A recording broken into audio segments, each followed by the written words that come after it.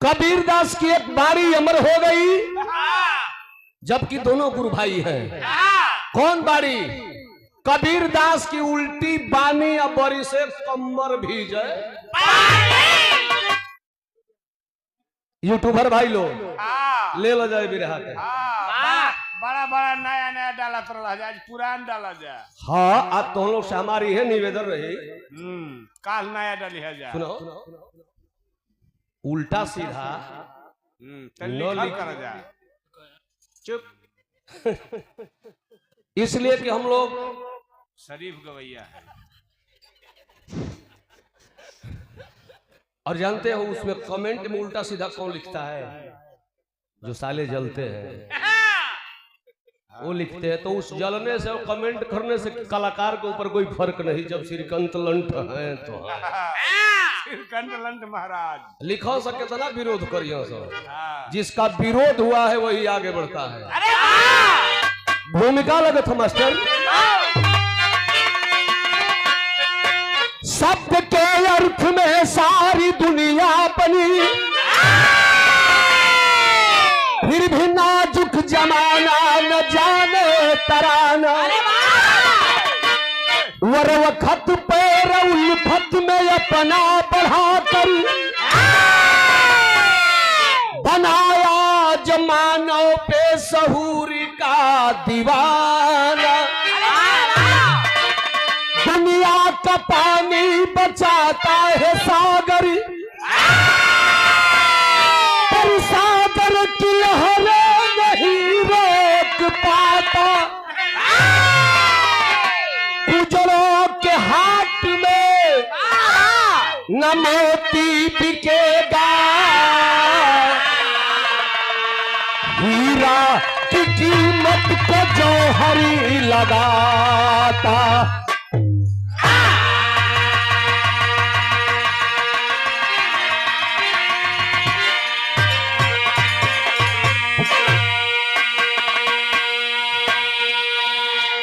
बिरहा एक ऐसी विधा है मित्रों,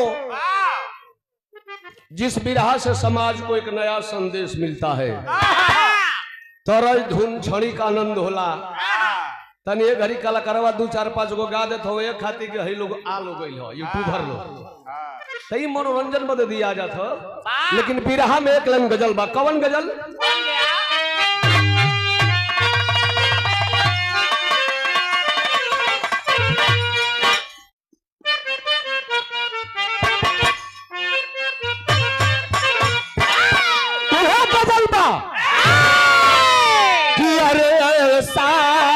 पहली अरे ऐसा पहली बार हुआ है,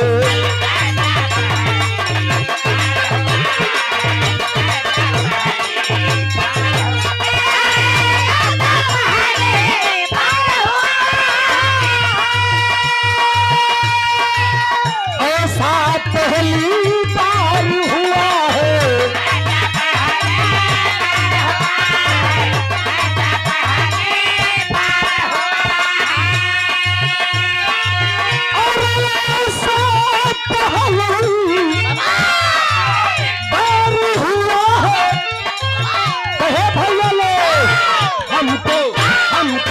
हमको किसी से प्यार,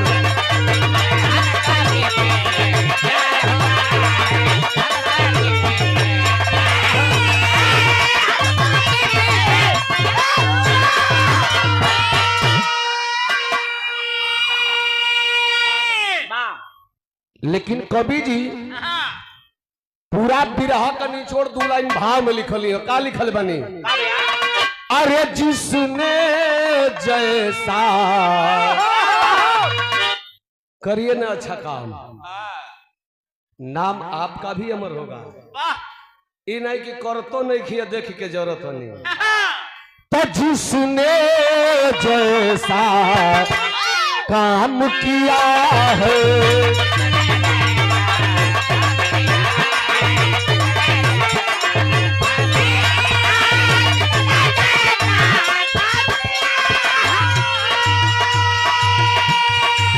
जिसने जैसा काम किया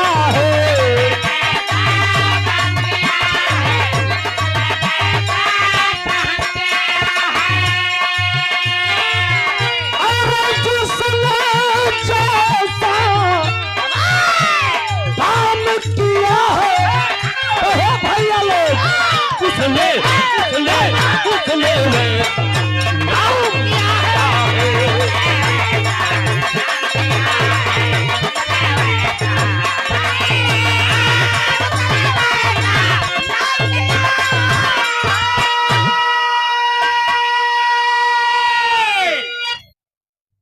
जिसने जैसा काम किया है उसने वैसा नाम किया है। बाबा रविदास जी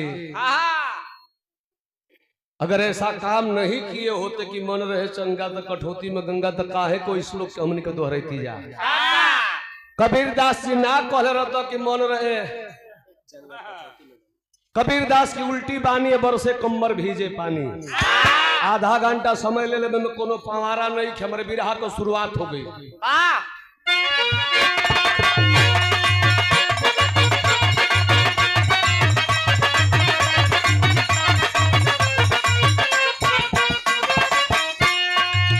अरे शुरू हुई है साहब कबीर की कहानी, पहचान नहीं पाए रामानंद जी ज्ञानी।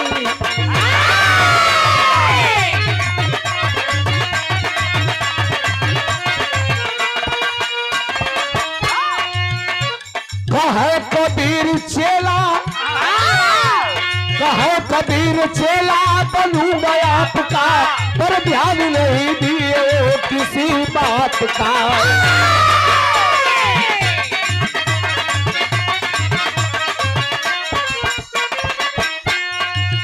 अरे बैठे थे कबीर, बैठे थे कबीर मन मार कुटी पर, एक रोज किए मन में विचार कुटी पर।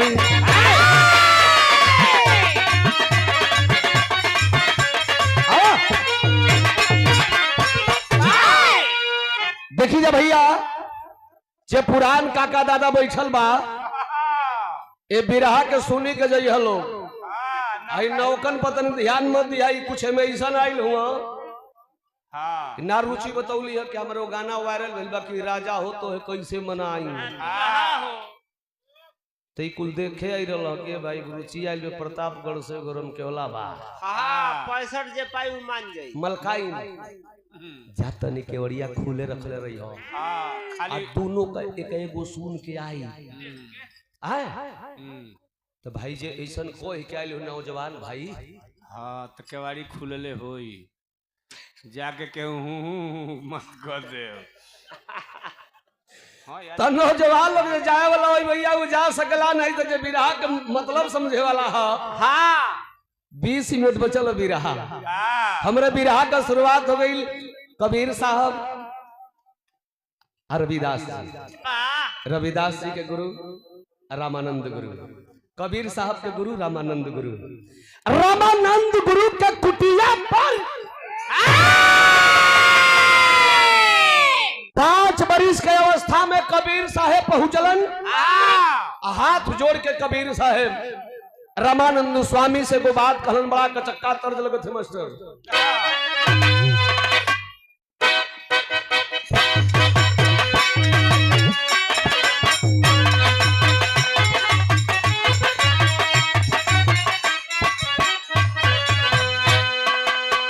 ये तरज के हमारे चचा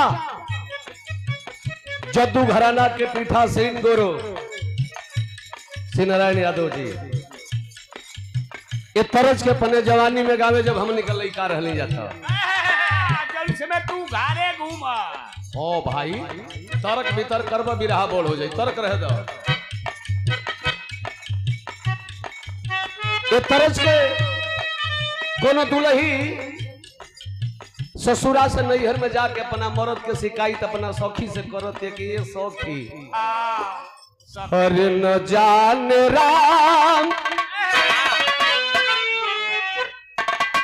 अरे न जान राम सैयद रबियो न जाने।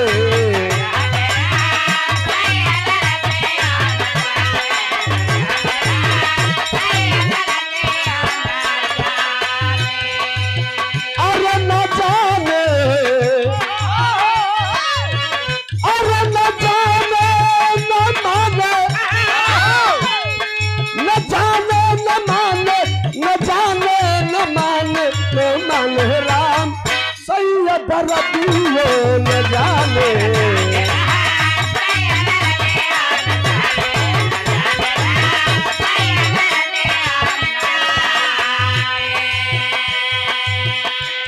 तरद रहल 5 बरिस का अवस्था बा। कबीर साहेब हाथ जोड़ के रामानंद स्वामी से गो बात कल हुई काशी बनारस में जहां से इनके बिरहा रहा है का कल अरे बनाल स्वामी, अरे बनाल स्वामी हमारा के चेला बनाल।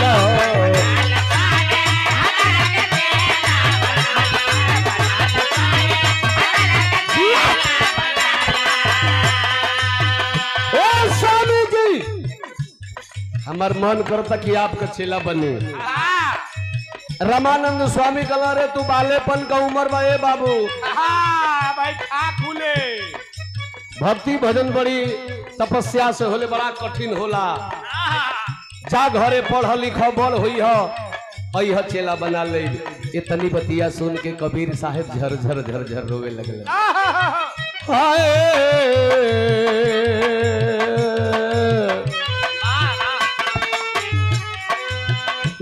झर बरस कबीर का नजरिया।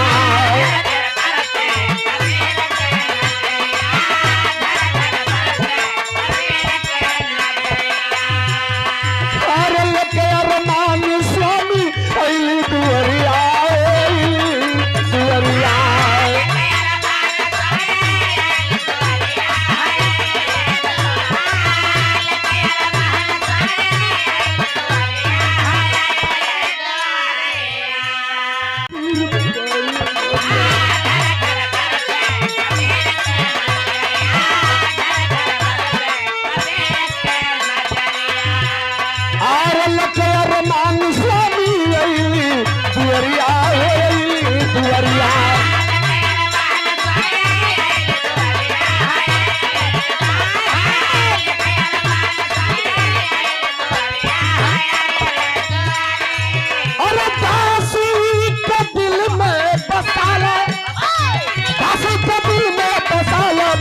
स्वामी हमारा चेला बना लो।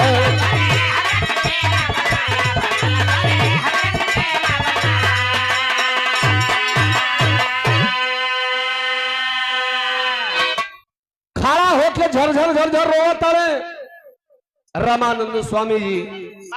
कल के भाई ये लड़का का मन बा भक्ति करे के देख खेदल ठीक नहीं खे के कोनो तरीका से खेदी। कबीर तुमको चेला बनाऊंगा लेकिन तुम्हारे सामने 3 सवाल। बिरहा सुने वाला भैया लोग मेन पॉइंट बिरहा का खड़ा हो गई। तुम्हारे सामने 3 सवाल है और तीनों सवाल में पास हो जाइबो तब तक कुटिया पर रहबो। नहीं तो घर जाके घर में भजन करी है। बिरहा सुने वाला भैया लोग कलाकार के हुबोल ना होला। हाँ जेके हाँ चापी ना हम चाप देखी भैया मुन्ना बे तू चपले रह तू चपब हम चाप दे। तो से का झूठ बोलेगा जब तू अपने आदमी बड़ा। ए भैया आखिरकार कबीर साहब कहा कि 3 सवाल बा। अब बेटा तू तीनों सवाल में पास हो जाइबो तो आश्रम पर रह लगवा हमार चेला बन जीबो। कबीर साहेब से सवाल का कैलन रामानंद स्वामी। पहला सवाल चालू हो गई। बिरहा का मेन पॉइंट खड़ा हो गई। जा सवाल का कैलन हो तरद लग गई।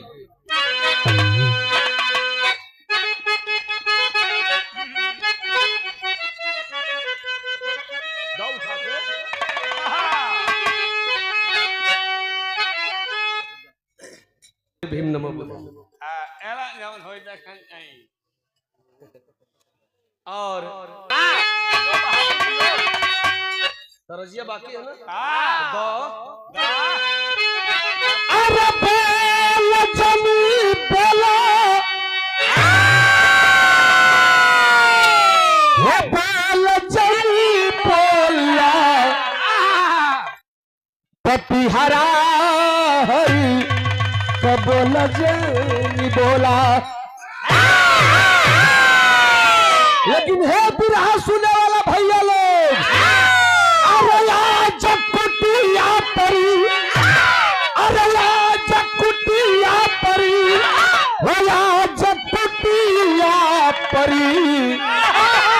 भजनिया हो लगल कुटिया पर।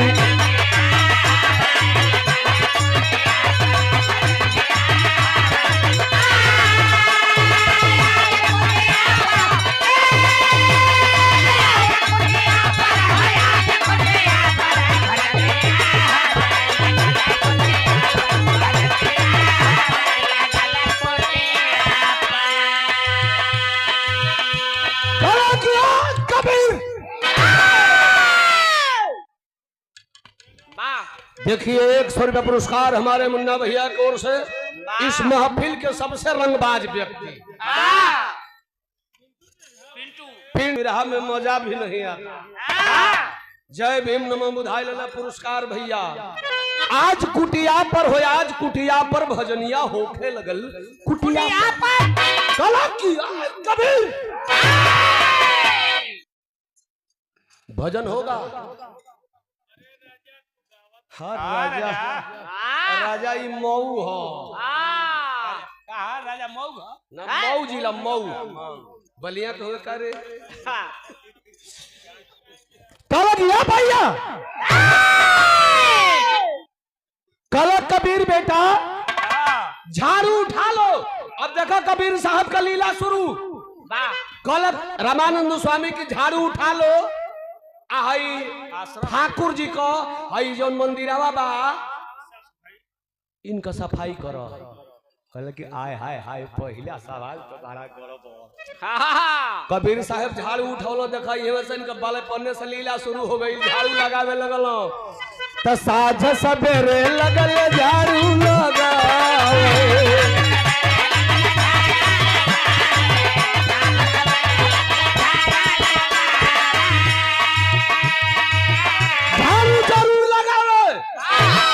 लेकिन वाह झड़ुया कैसे लगावे। अरे बहरे का कूड़ा करकट भीतर फुकावे।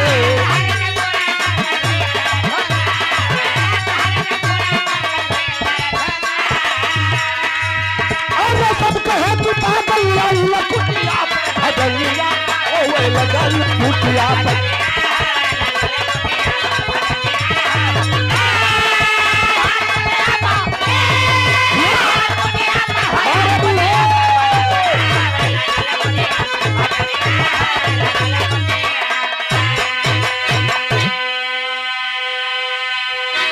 जैन ठाकुर जी का मंदिर हॉल कहला कि कबीर इस मंदिर का सफाई करना है, तुम्हें झाड़ू लगाना है। कहला कि बिल्कुल कभी बिल्कुल गुरुजी सफाई करब। झाड़ू उठौलो तब मंदिर बहे जा तो झाड़ू लगाओ तो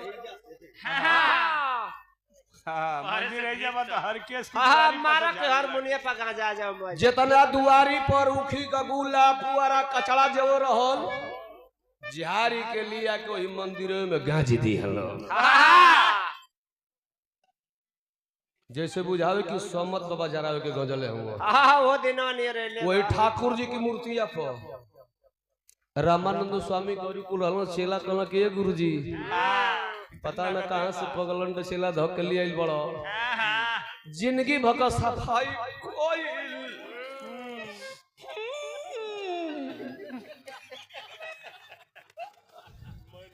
जिंदगी भका सफाई कइल आज लिप दी हलस चल के देखा ठाकुर जी को ऊपर बुझा ताकि सोमत बाबा जरावे के गांजी देले बा। परीक्षा लेने के लिए रामानंद स्वामी अइला हम मंदिर के पास कहला कि रुको हम चेक कर ले। धोती उठाई के आ चौकट से अंदर जो पैर डल हो मंदिरवा से इतना बढ़िया सुगंध महकल। कहला कि वाह कबीर वाह तूने गजब सेंट मार दिया है। सब के भोग भोग बसाता आ रामानंद स्वामी के गम गम गम कहता। कहला कि कबीर बेटा तुम पहला सवाल में पास हो गया। कबीर साहब कहला कि अब जितना गुरुजी सवाल करियो को मैं उल्टे करो। पहला सिस्टम जब ये उल्टे कैला भाई साफ करे कहला तो हम कचड़ा भर देली तब कचड़े भर जौन होई देखल जाई। कल की कबीर अब तुम झाड़ू फेंक दो। अब दूसरा सवाल तुम्हारे सामने बिरहा बहुत और नहीं खे, अब बहुत पवारा नहीं खे। दूसरा का सवाल का के हम तुरंत बदल गई।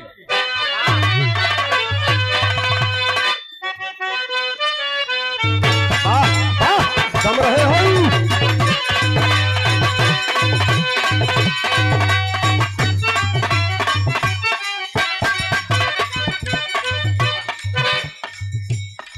हाई देखी जा, यही हमारा हारमोनियम मास्टर साहब नहीं हो विजेंदर निया कोनो मरद रहल हाँ क्रिकेट का टीम तैयार कर दिले बा। वाह मैं 13 14 15 को मेरे रुआ कलश के राजा हाँ बन कर का मुंह आवे पर लागल बाड़ा हो। पहले बजे में बजा ए राजा कल की देखे में हमार दोस्त नहीं खे, मैं दोस्त और बा। रात भर बिरहा में हारमोनिया बजा के जब आई ना घरे आई ना तो तू इतना बेजोड़ लिपस्टिक लगावे ली कि देख के हमर साला दिमाग में ठनक जाला। ई कहत रे अपन मलकाइन से का कहत रे, अरे मोर को पासबा अरे मोर को पासबा बताला खाली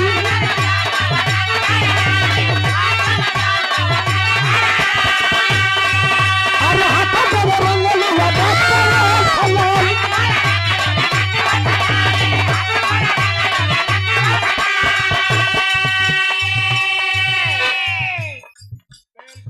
हाँ सोनू प्रधान जी रेल पेल मुकाबला हो रहा है यार।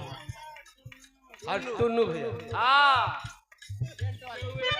टेंट वाले के हुए 1000 दे तो कहते कि हम 2000 दे जिया शेर हो। हाँ अरे मोर का मत सुबह बतावा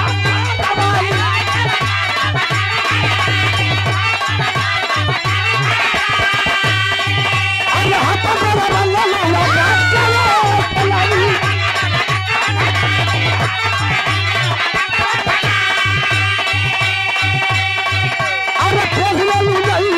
साड़िया गोरी ऐसे कलर जाए गोरिया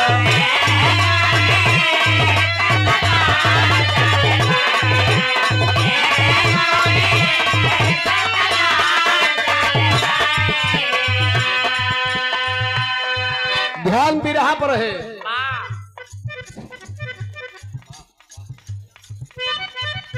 और हमारे छोटे भाई क्षेत्र और इलाके का नाम तब होता है कि जब क्षेत्र में कोई अच्छा गायक हो, वाह अच्छा पहलवान हो, वाह अच्छा चोर हो हाँ वो नामे है अच्छा लंठ हो। वही बात है हाँ हो लंठ वह तो लंठ हो घेर घर मारा तन से घरी तो लोग कहते कि बाबा जी चापत हूँ बाबा सबके नाम मरी है लेकिन जे जे घुड़ू पले रहो के तो मरी है। कौन नहीं जानता सर्वारण वीर की पावन माटी को, पहलवानों की धरती, वीरों की धरती। क्या नहीं खेल जाना तुम्हारी बारे में। हाँ 14 तारीख को 14 मार्च को सुनील भैया आपके गांव में कार्यक्रम है मेरा और मीनाक्षी राशि ताई पुरस्कार हमारा सुनील पहलवान के ओर से रहल भाव मास्टर।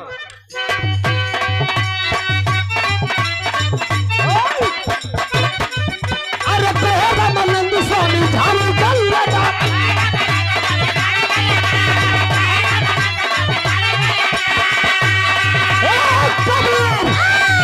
अरे फेरा मारे ठाकुर जी के कंगाल में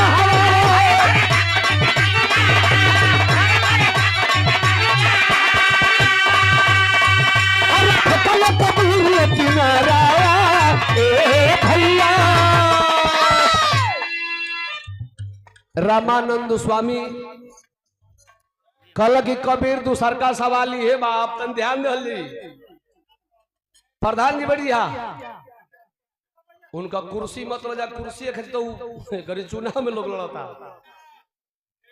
हाँ कुर्सी कुर्सी लिया जमत भैया बढ़िए।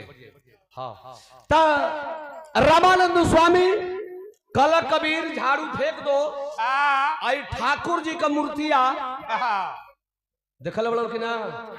अब ए घड़ी तनी बहुजन समाज जागल बा। अब ए घड़ी ढेर लोग पूजा उजन नहीं खे कहा तनी हीरो लोग अब चलहाक भइल बड़े जब से चिरुकिया उखरल हियो तनी तनी अब ये लोग बुझाइल बा कि चुरकी उखरा ऐसे कि कथावा खाली है कहिलो। अब तो उठा के डलबा जाई नया कंटेंट मिल गई। अरे ध्यान तो वही जो लोग ना दिहल कि जहिया अखिलेश जी कुर्सिया छोड़ के हटल तो ये कुर्सिया धोवाई रह गई कमूत से गंगा जल से।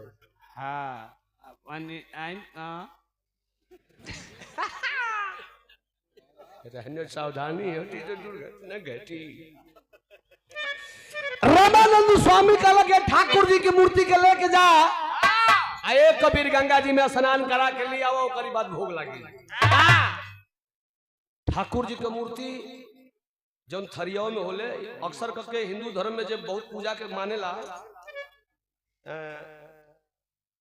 सुनील सिंह जी तो ओकरा घरे एगो ठाकुर जी की मूर्ति होले पितरे के थरिया में एगो जगन्नाथी लोटिया होले उमे छोटी चुकी वो लोटियावा से खाली ठाकुर जी नहालो। हां दूसर के नहीं तो भक्त द नमूनिया हो जाई। हां इतना ठंडा पानी होला इतना शीतल पानी होता है। उहे मूर्तिया लेके थरियावा जौना के लेके पंडित जी लोग सत्यनारायण भगवान का कथा लोग कहेला। उहे थरिया में मूर्ति लेके गंगा जी के घाट पर गइलो कहला कि ठाकुर जी ई बुझाता कि तोके जड़वा में अरिया में नहवा देतो न सो ई तोरी भर दहिया काई लाग गइल बा। चलन आज भर पेट नहवा देई लेके थरिया गइलन गंगा जी के घाट पर आ थरिया के धदलन नीचे आ ठाकुर जी के ले हाथ में करिए जामुनिए बनो कहल कि ठाकुर जी तो क्या आज भर पेट नहवाई। वही गंगा जी के आरार पर खड़ा हो गइलन आ एगो गोड़ आगे आ एगो गोड़ पीछे कहल कि आज तो के भर पेट नहवाई ठाकुर जी। अब बढ़िया से बैलेंस बनाई के जैसा ही टोस नदिया बने बगलिया में ऐसे ही आरार पर खड़ा होके अब बढ़िया से बैलेंस बनाई के कहला कि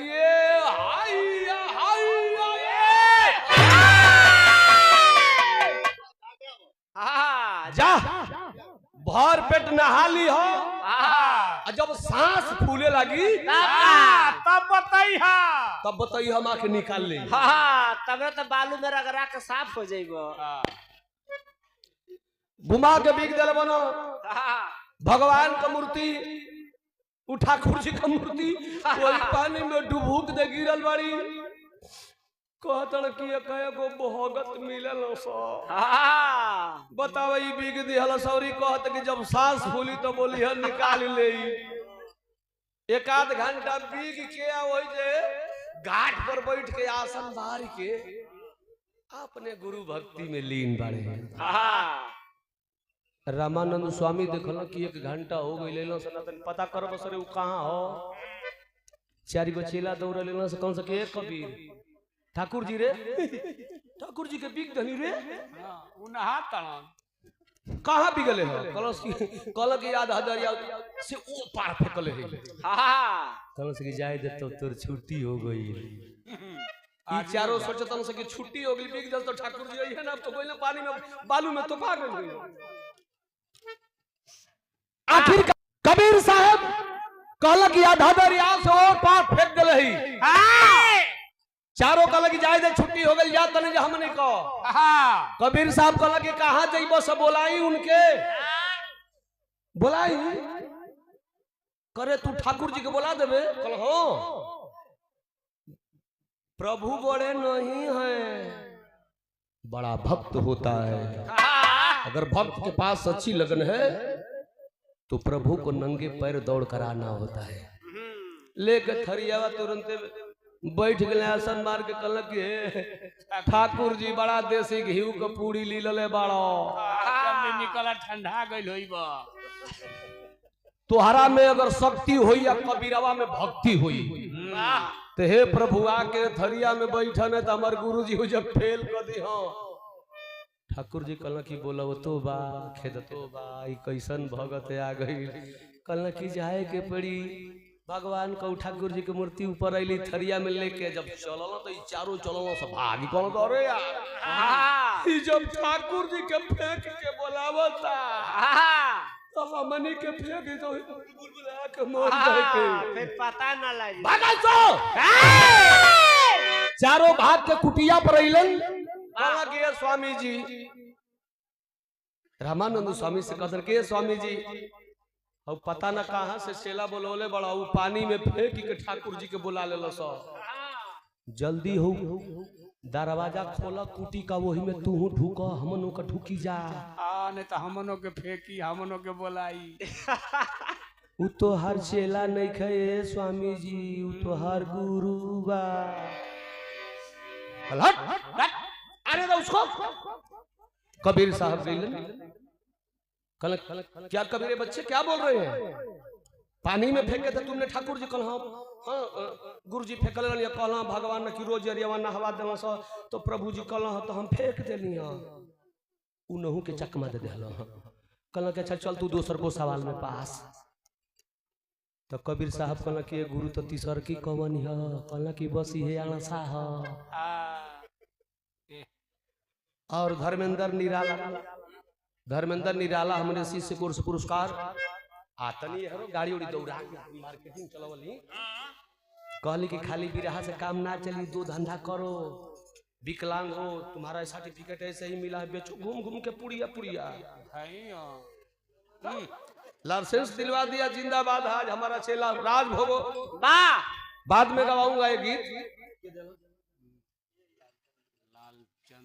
गुरु जी तीसरा का सवाल कवन हो तो हमारे बिरहा का आखिरी सवाल तीसरा सवाल का गल हम तर्ज बदल गए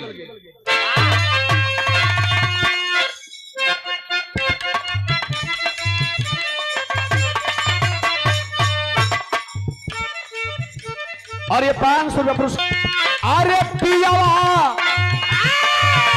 अरे सैया मिला देखल सपना रे गई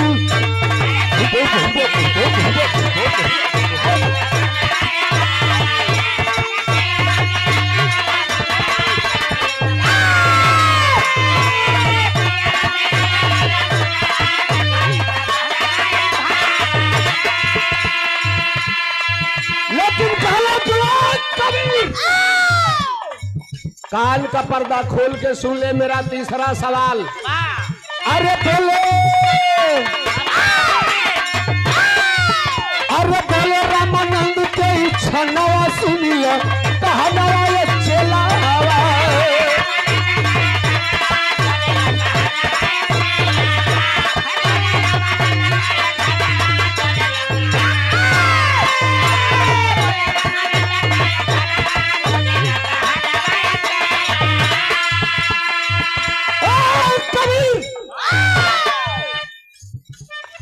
काल खोल के सुन ले एक काम करना होगा एक कमंडल ले लो और कमंडल लेकर के जाओ और हमें एक चीज चाहिए यह सवाल है काम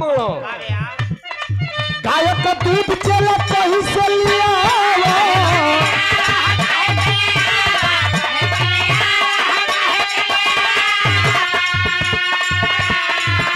अरे तू भले से ठाकुर जी के हाथ नहला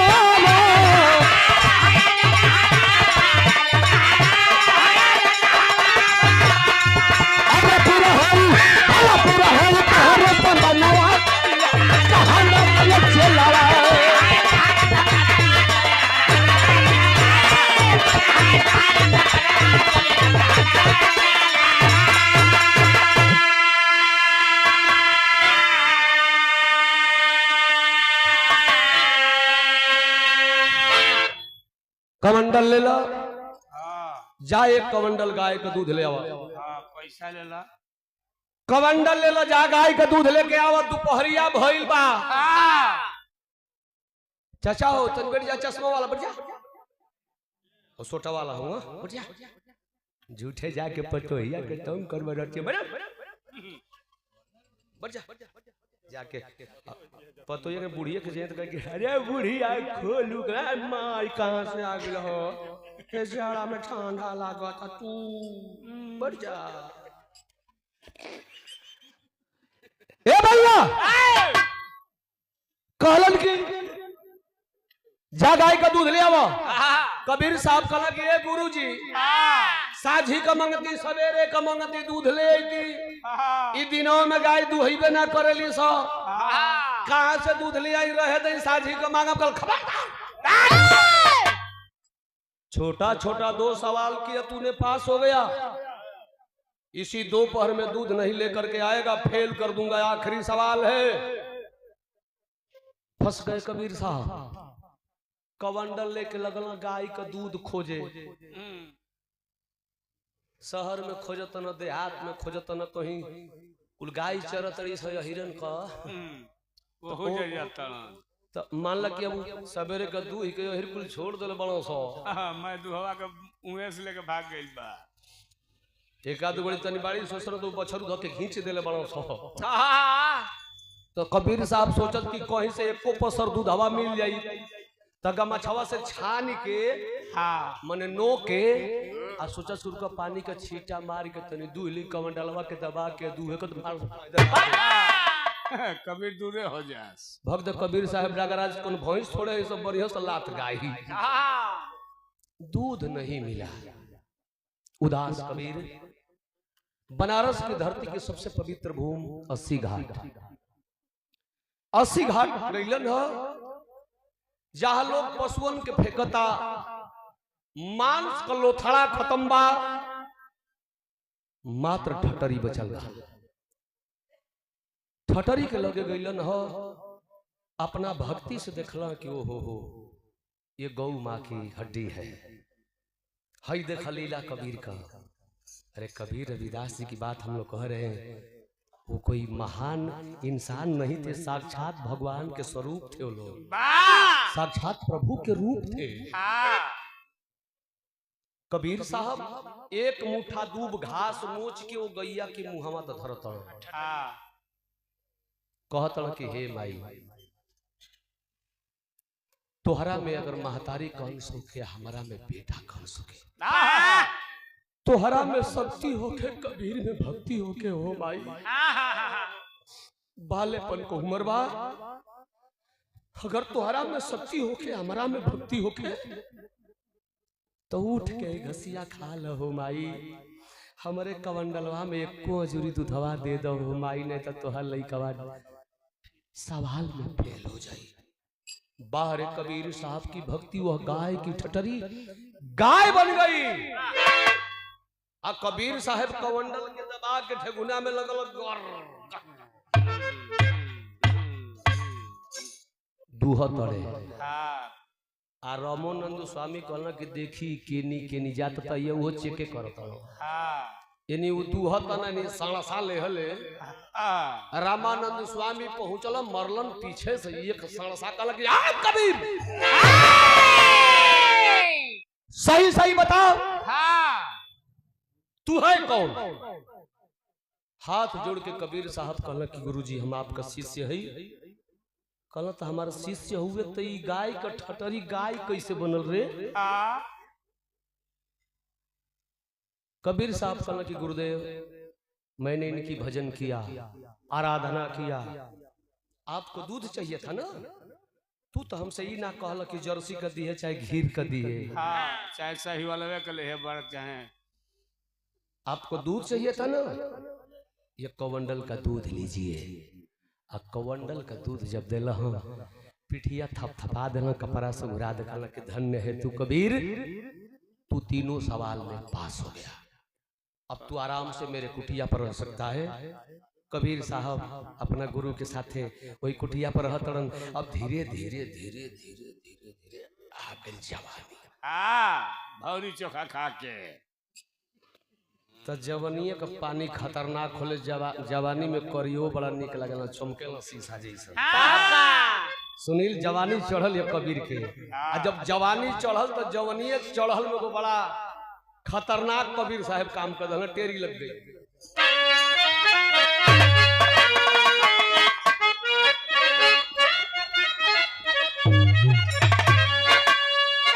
हरे बखरिया ए पंचो बखरिया में सवरिया तो हरी अरे कम्बल कम्बल कम्बल बिछा के सोते उड़ गलू गली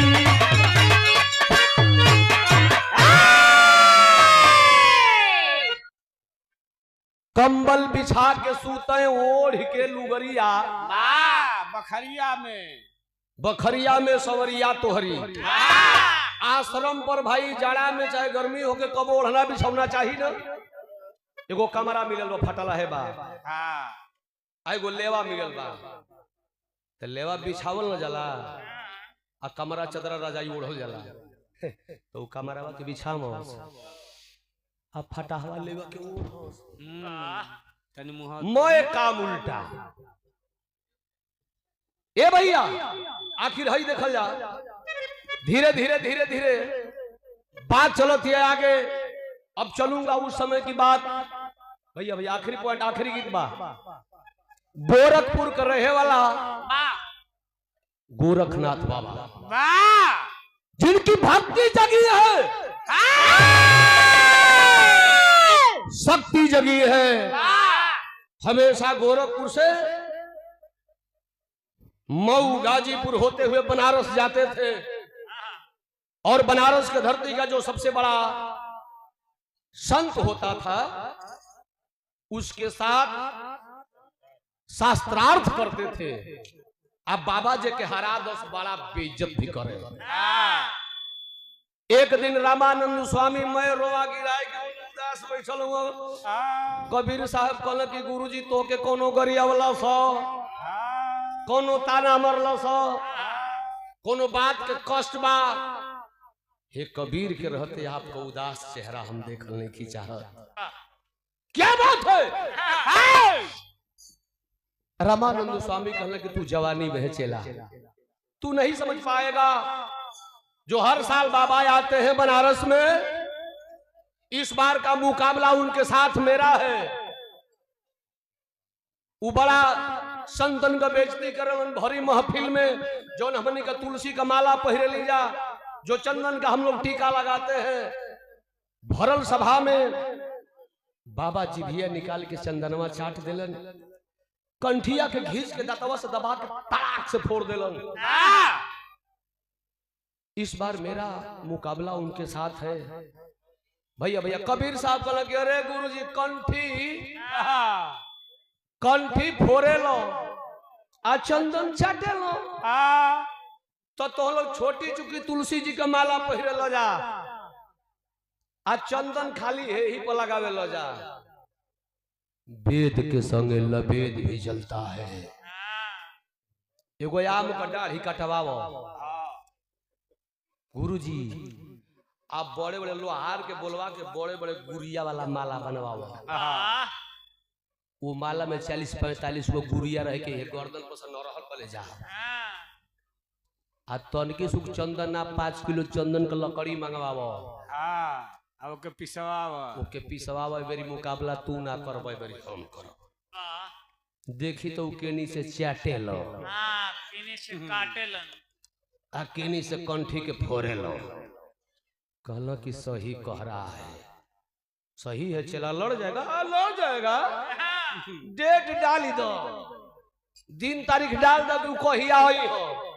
दिन तारीख पड़ गई जैसे ही सड़क गई बिया गेट बनल बा अब बाबा चलल हो इन्हीं से अपन बनारस में जलवा बनले बना होला कोनो मन सहकल आदमी होला तो सहकल है कि चलो बनारस फिर जीत के आई। जैसे सुनील लड़े जाले चलो अजुओ पटकब वैसे ही बनाबा इनको सहकल बा आ त ये निमन पहलवान से भेंट हो गेल।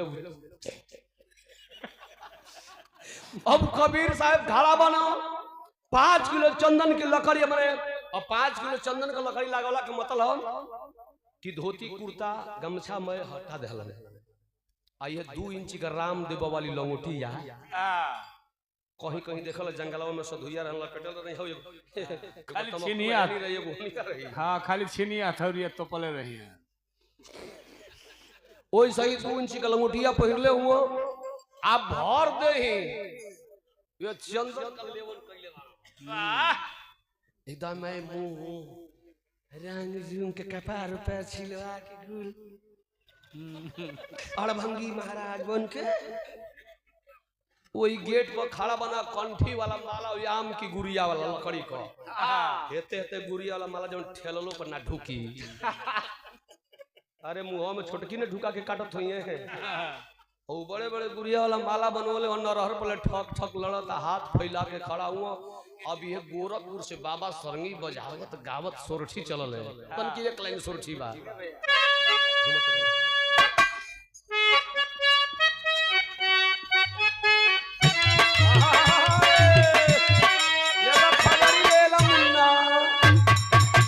खजड़ी ले ला फांस रही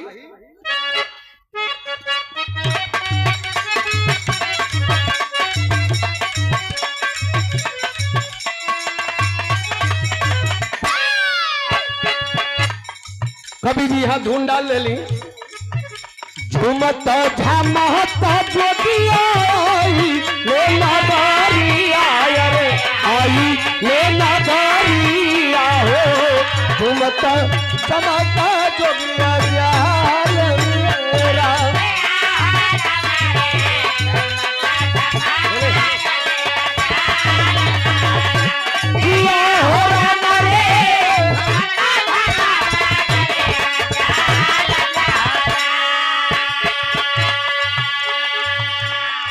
बाबा सरंगी ले ले बाड़े अपन सुर में बाड़ा धुन बजावत जाता रे झूमता झमता जगिया ले नगरिया रे आई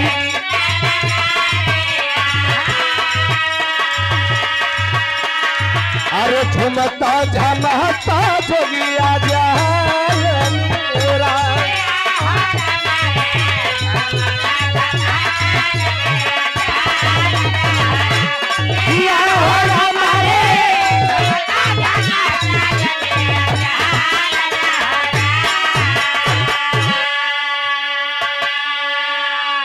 धीरे धीरे सरंगी बजावत वही मेन गेट पर जब पहुंचल हो अपना रथवान से कल है भाई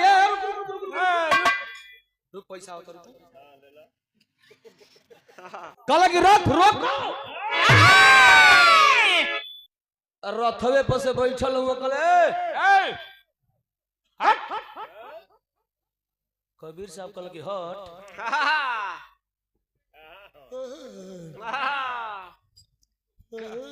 इतना जना तो देखे के लइका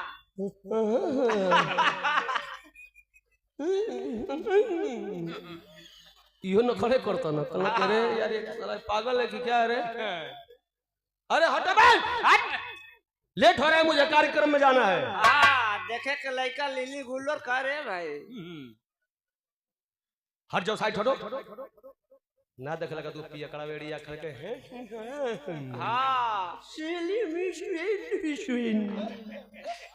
जब नीके मार लियो तो लरखर सरखर गिरे हैं सो कबीर साहब ना खड़ा कर तड़े इकल करे यार हट कबीर साहब कल कि नहीं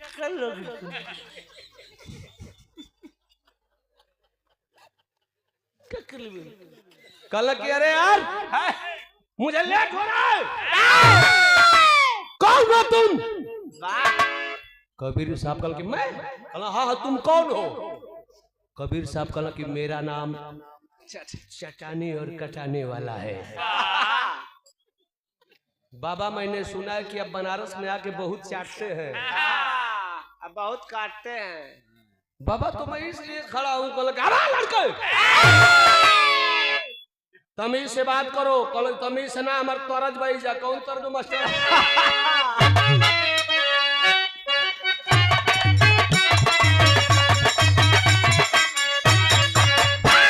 बियाह शादी में माई बहन गावली कि बरिसा बरिसा बरिसा बरिसा फलाना रात बरिसा बरिसा बरिसा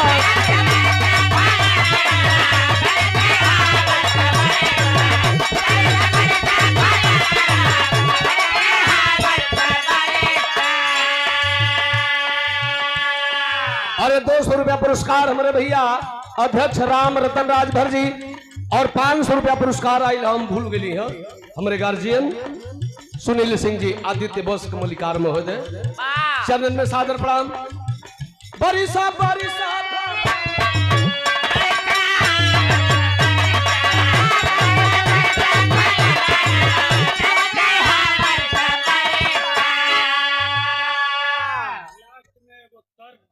लास्ट में एक तरज रहेगी बरिसा के बाद हमारे भैया प्रधान जी की ओर से पुरस्कार चरणन में सादर प्रणाम। ए भैया अच्छा महफिल में हर प्रकार के लोग हो तो सबके संभालल जरूरी है मलिकार। जैसे तुम्हार दिन भर मोबाइल हाँ बस किधर चली गई है सर इधर झगड़ा कर रहे हैं अच्छा ठीक है आ रहा हूँ। एगो तो जनता का सेवा भी करे के बाद बस भी देखे के बा अब बस पंचर हो गई टायर वहां भी जाए के बाद वही हाल है भैया जैसे नुमन रुचि नाराज नहीं क्यों कई महफिल है आज घरे काल दूसरा घरे। हाँ तो से का झूठ बोलेगा भाई जब तू अपने अधीन बाड़ू।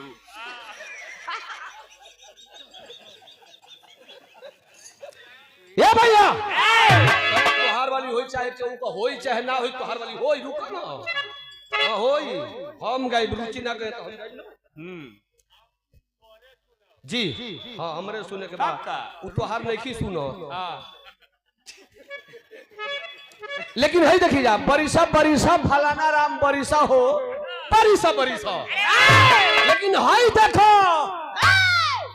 दुअर्थी भाव बा एक बगल वाला गौया सोचे लगल कि हमरा से मजाक करता रहे लेकिन कवि के लेखनी बा कबीर गोरख बाबा से मजाक में कहता रहे ये बाबा चाटो चाटो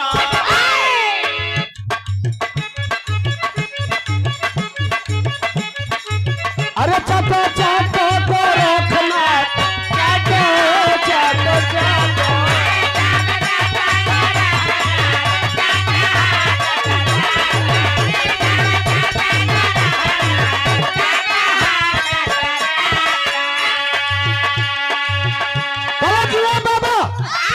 जब बनारस में आप जागते हैं भाई देख रहा हमारा शरीर लाले लाल बा भाई ऊपर चाहे नीचे चाटो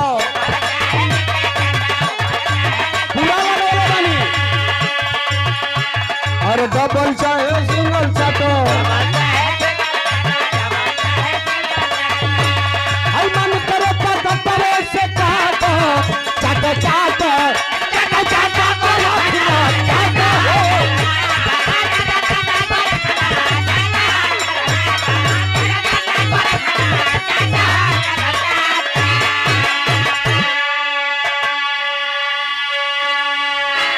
अब ये तना बात कहा बाबा बर्दाश्त करे गुस्सा में लाल ढाल दौड़ के भैया कबीर का गले लड़के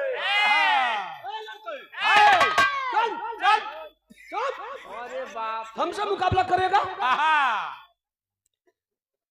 कबीर साहब कल गया रे दादा तो बढ़िया बीमारी करे बाबा तो गरमा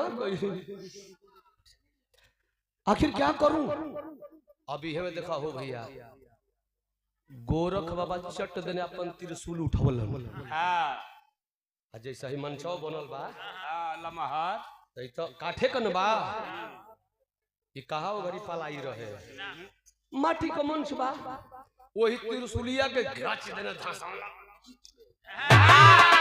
गोरख बाबा कूद के वही त्रिशूल पर बैठ गईला एगो गोड़वा है पर एगो गोड़वा है पर जन नोखिया ना त्रिशूलिया के टेढ़ टेढ़ हुई सो तो चलो दूगो टेढ़ रहली से बिचली को तो कंड कर देना चाहिए नहीं वो मेन गणास पर थी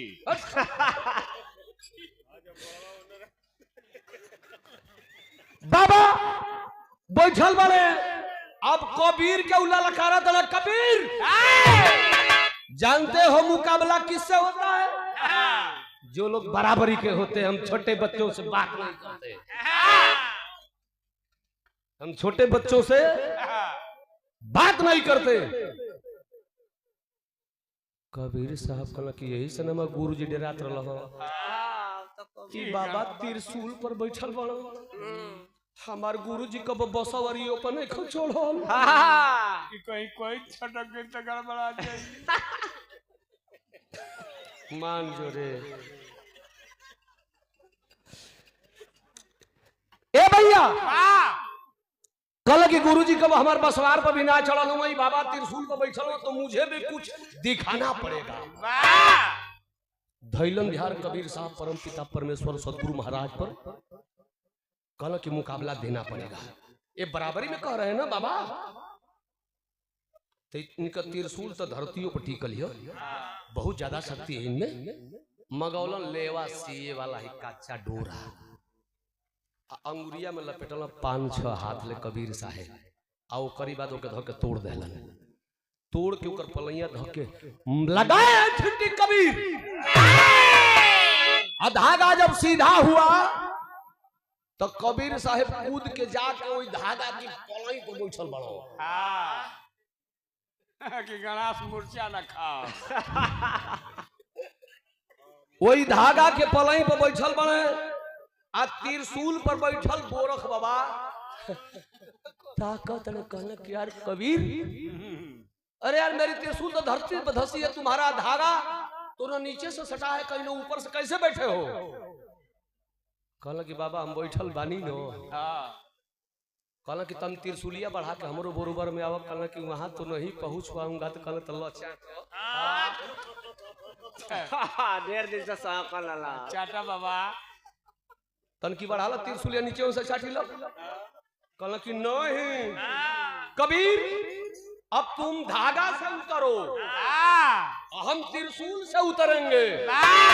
अब ये कांड नहीं चलेगा, अब दूसरा कांड होगा, अब सिस्टम से होगा। कल कि ये मुकाबला नहीं होगा, दूसरा मुकाबला होगा। कबीर साहब कहला कि कौन मुकाबला तू हमसे लड़ब? कौन लड़ब बोलो? हाँ जब इतने में आजमा ले तो आगे देख ले। कहला कि अब पानी में छुअल हुई, चलो नदी की तीरे, आगे आगे गोरख बाबा, पीछे से कबीर साहेब, उनका पीछे रामानंद स्वामी, आओ लोग के पीछे जितने आप लोग भीड़ जुटल है जानता। अच्छा आज भेंट हो गई, मुकाबला लड़वैया से बहुत आके गप गप चाटत रहो, आज भेंट हो गई। ले गई नदी में, आओ दोनों लोग गए नदी के तीरे। तो कबीर साहेब पूछल कि ए बाबा पहले तू कूदब कि हम कूदी? कहला कि नहीं मैं दूर से आया हूं तो पहले हम कूदेंगे। कहला कि तू कूदब? तो ठीक बा कूद।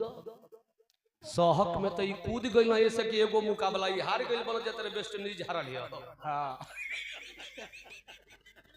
और न्यूजीलैंड हारल है, वही तरह ये पहला मैच हार गई बने।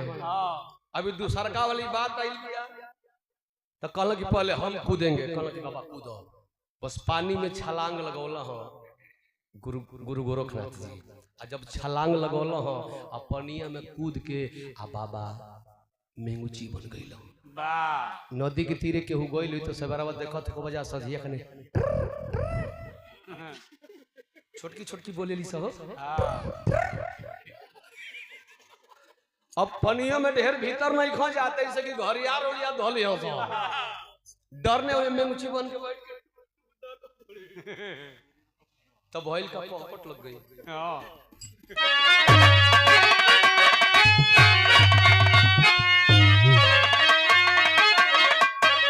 अरे कुदल गोरख, अरे वही गंगा जी के धारा, तारा गोरंबा में ढक बन के बैठे लंग किनारा पर गोरंबा।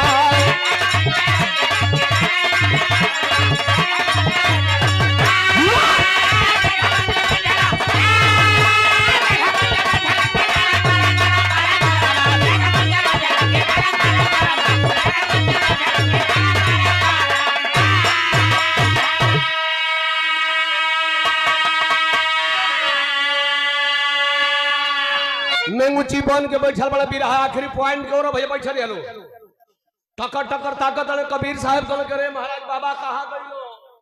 ढेर भीतर गइलो कि कहाँ गइलो?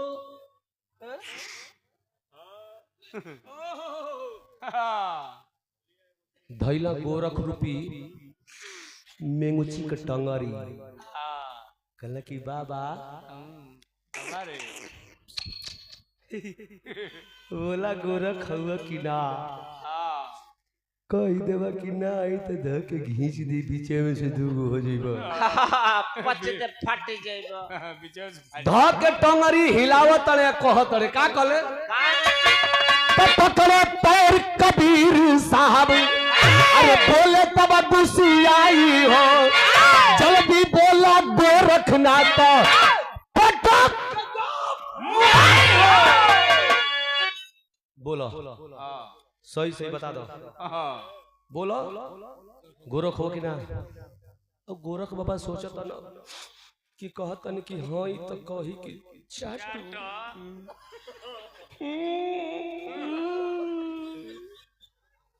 अब कह देतन कि ना होई तो कहीं फारे का करी परलन धर्म संकट में कहला कि हे कबीर अपन छोड़ा अबीर कबीर छोड़ दो हम ही गोरख है ए कबीर अब तू भाग अब हम पकड़ो गनगना तो कहला कि तू भर दिन एक गो सवाल करबो कहला कि लास्ट अंतिम ए बेरी जे जीतियू जीत जाई विजयी का ताज के बना दे जे हार जाई कहला तकला आप रूप में बाबा खड़ा भइला कला हाथ मिलावा कूदत है कबीर साहेब हाथ मिलौलन गोरख बाबा से हथवा मिलाई के कूद के पनिये में पानी बन गए कहला कि खोजो तोहर खानदान देखी कैसे खोजेला कबीर साहब भी कोई साधारण व्यक्ति नहीं थे पानी में कूद के कबीर साहब पानी बन गए अभी मजबूरी में बाबा कूद के जो होता ना बुलुक बुलुक पानी पी लेता कल कबीर मर जाए के नहीं पड़ा कहला कि मजा काटो पानी बनल बानी बिना वाली गोरे वही पानी में बाबा पौरा तना कबीर से भेंट नहीं खे हो तो भाव लगत बा अरे घमंडी गोरख तीनों बाजियारा पारा गरम बा अब पानी में पानी बनल उसी तारा गरम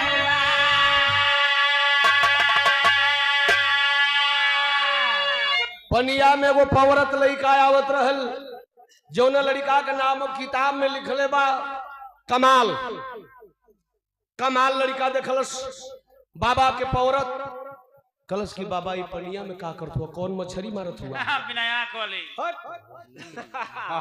यार बम चटा कल पानी में का करत हुआ बाबा गोरख जी कहला कि बेटा मैं कबीर को खोज रहा हूं घंटों घंटों बीत गया कबीर नहीं मिले लइकावा कलश की न मिलल न मिली हो उनके खोजे के बनो तो कबीर के नाम से एक परात पानी निकालो आ ढेला सरियाई के या परात ध के नीचे से आगी लगाओ आ जब पनिया गरम हुई तो वही में से बुलबुला के निकली हो जब दहिया दुहिया जोरे लगी नियम तो बता दिलस कमाल एक बाणी बोले थे कबीर साहब वहीं पे इसको आप लोग जानते होंगे कि फूटल करम कबीर के कि मिलले पुत्र कमाल कबीर साहब बोले थे कि फूटल करम कबीर के कि मिलले पुत्र कमाल जाए कमाल ये बीच में ना अइता तो ऐसा गोरख कितने अइते चाट चूटी के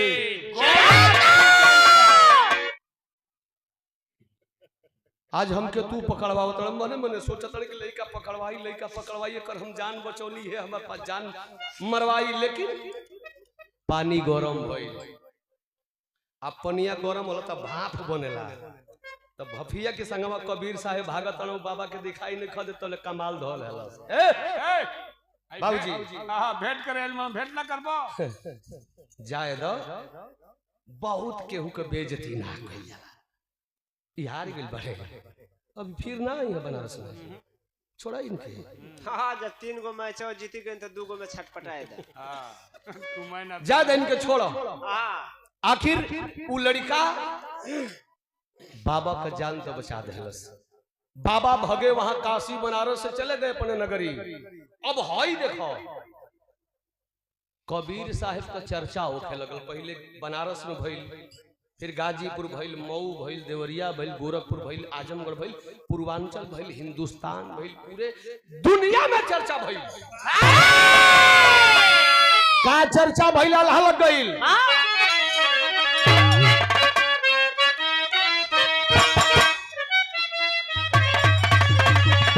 अरे चर्चा कभी से बनल, अरे चर्चा कभी से बनल, भगत तौन छलवा बाबू।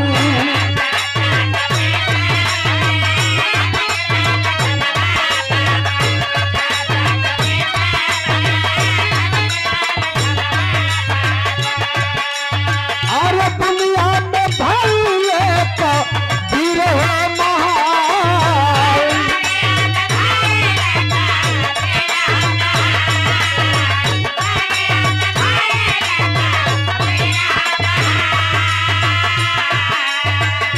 अरब करे वाला सिख मुसलमानवा बाबू।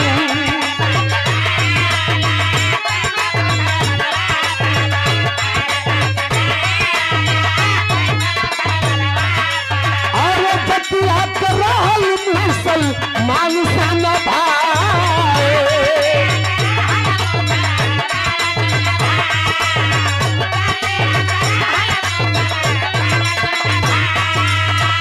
साहबा कबीर के अरबा बोलवलस बाबू।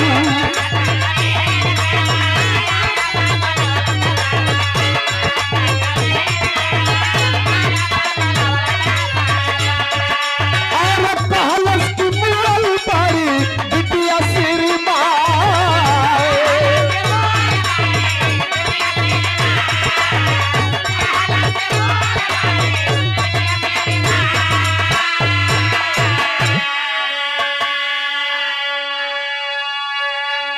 चारों तरफ चर्चाएं हुई है कि बनारस के धरती पर रामानंद स्वामी के 2 शिष्य जो दुनिया में नाम कर गए हैं, एक संत रविदास, एक संत कबीरदास। कबीर एक ऐसा तपस्वी है कि जो अपने मुख से बात देता है, अंधे को आंख दे देता है, बाझिन को बच्चा दे देता है, मुर्दों को जिंदा कर देता है। मुअला के जियावे वाली बात, जब ये बात धीरे धीरे सऊदी अरब तक गई। अरब का रहने वाला शेखत की मुसलमान कबीर की चर्चाएं को सुना है। अरब से आया काशी बनारस, रामानंद स्वामी के कुटिया पर पहुंचा। पूछा कबीर कौन है? कबीर बोले हाँ मैं हूं। क्या बात है?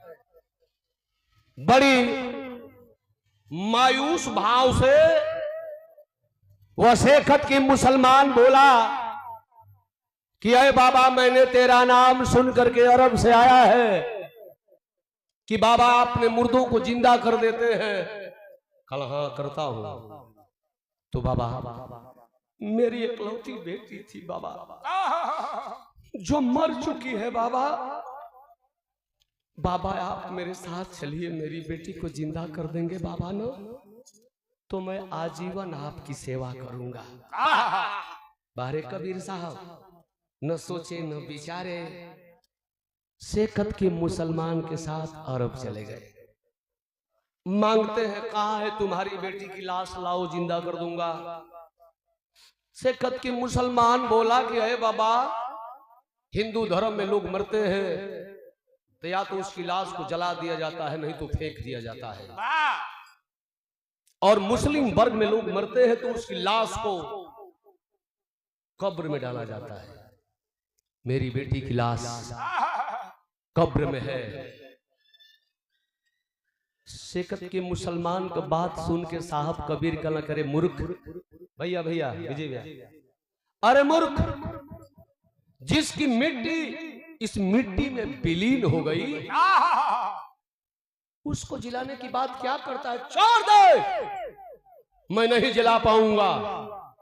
म्यान से तलवार खींच लिया सेकत की मुसलमान कि अय बाबा, अगर तू मेरी बेटी को मुझे जिंदा वापस नहीं देता है, तू जिंदा नहीं करता है, तो तू हिंदुस्तान जिंदा नहीं जाएगा। आंखें नम हो गई साहब कबीर की।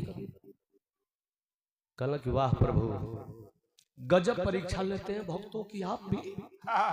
और अब में मेरी गर्दन कट जाएगी, अय मालिक, तो तेरे नाम पर दुनिया थूकेगी कि प्रभु का सेवक था कबीर, जो अपने प्रभु के आशीर्वाद और अपने भक्ति से एक बेटी को नहीं जिला पाया, जिसके कारण उसकी गर्दन कट गई। तो अय मालिक कुछ करिए, कुछ करिए। आकाशवाणी हुई, अय कबीर जगा लो, जग जाएगी। मारो उस कब्र पे थप्पड़ चलाओ, जग जाएगी।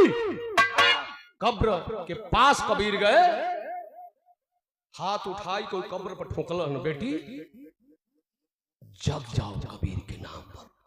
आज जैसे कब्र पर थप्पड़ मरल, कब्र की जमीन फट गई और वह मुसलमान की लड़की उस कब्र से बाहर निकल गई। अब बाहर निकल करके कबीर साहब का प्रणाम कर रही है। शेकत की मुसलमान के हाथ का तलवार हुई हथवे में हो, सोचता करे यार मैंने क्या कर रहा था। दौड़ करके बाबा के पैर पर गिरा। कबीर साहब बोले कि नहीं, तू क्षमा लायक नहीं है, मुझे जाने दे, मैं हिंदुस्तान जाऊंगा, तेरा कुछ नहीं चाहिए। लड़कियां क्या आदेश देता, बेटी तुम जाओ, महल में जाओ, बिल्डिंग में जाओ, तुम एक राजा की बेटी हो। इस संत फकीर के सामने क्या खड़ी है? आवाज दे दिया शेकत की मुसलमान की बेटी, आ मूर्ख, तेरी बेटी पहले थी, मैं अब नहीं। जो बाप ने मुझे जिलाया है, मैं उस बाप की बेटी हूं।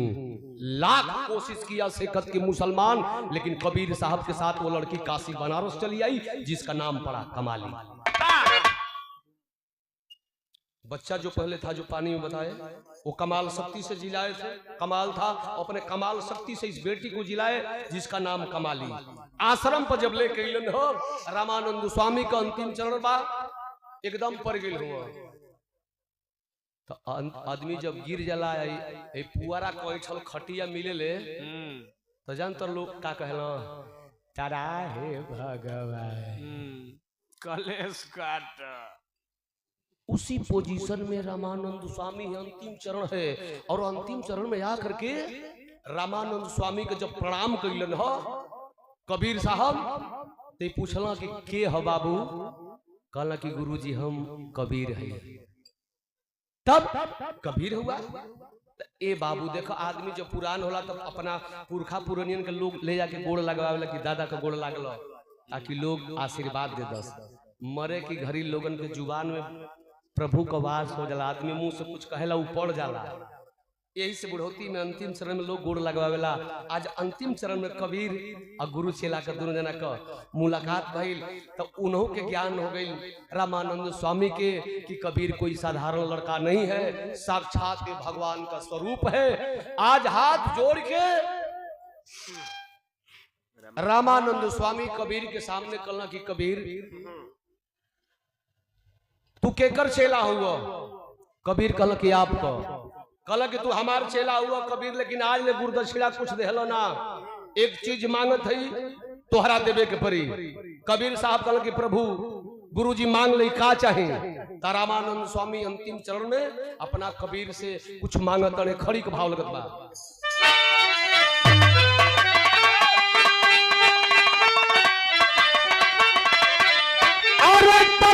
रामानंद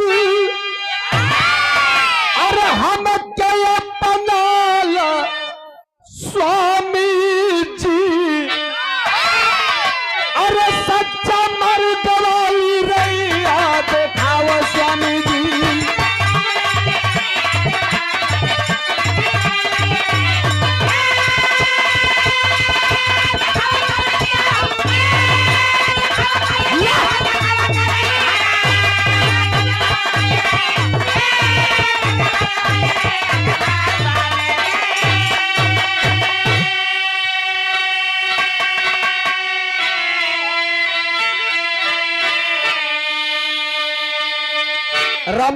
स्वामी कहला कि ये कबीर तू पहले वचनबद्ध हो खा हमरा के कुछ देवे के परी गुरुदक्षिणा में।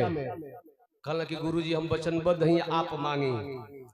रामानंद स्वामी बोले कि अय कबीर हमके गुरुदक्षिणा में तू ही दे दो कि आज ले तू हमार चेला रहा हो, आज के बाद तू हमार गुरु हो गईला।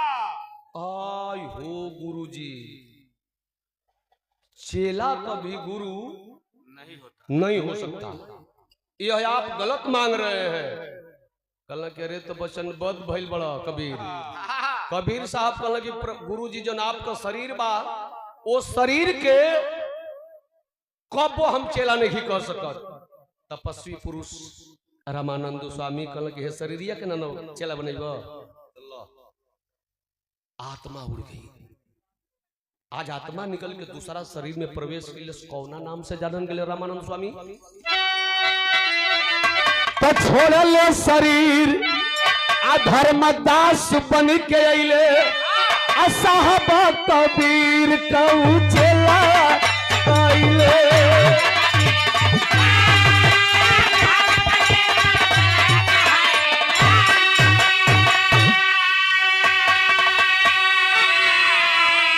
अरे हमारे दिलवा के सपना पुराना स्वामी जी तो सच्चा मार्ग वाली रैया देखावा स्वामी जी।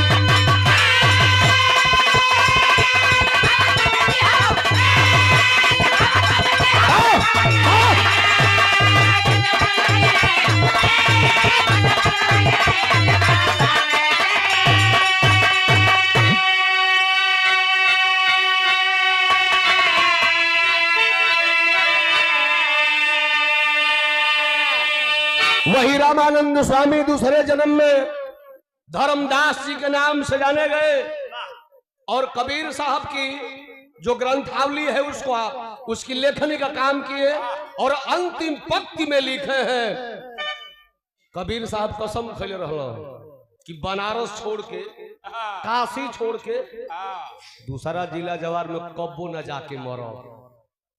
अपने आप के एकदम सब कुछ निछावर के हो, लेकिन अंतिम पंक्ति में लिखे हो कि जिंदगी भर सेवलन काशी आ मरे की घड़ी मगह के बासी। आखिर मौत हुई उनकी जाकर वहां बिरहा हमर समाप्त भइल। तो ऐसन ऐसन संत अब महापुरुष हवन हमने में। आखिर बिरहा खत्म भइल। आखिरी लाइन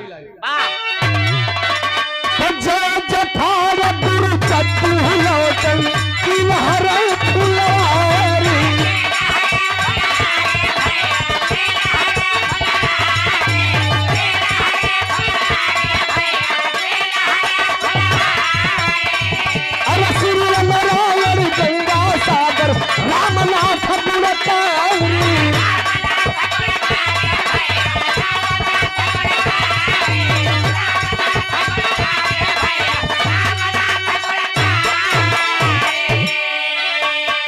हरे बखरिया में सवरिया तो हरी।